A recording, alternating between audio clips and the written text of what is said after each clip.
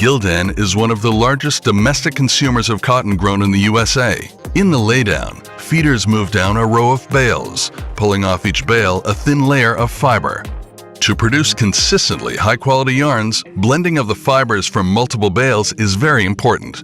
This fiber is blown by air through ducts into an opening, blending, and cleaning process that separates foreign materials like dirt, leaves, and bark from the valuable cotton fibers.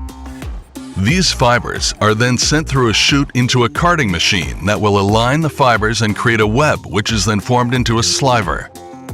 In the next process, multiple strands are aligned and drawn together, forming the draw sliver. To make open-end yarns, these draw slivers are introduced into a spinning rotor, which turns faster than 100,000 RPMs, delivering the final yarn onto large cones.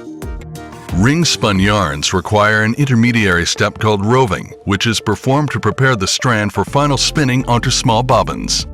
Auto winders then move the yarns from several bobbins to large cones for shipment. Automation plays a large role in the efficiency of these facilities.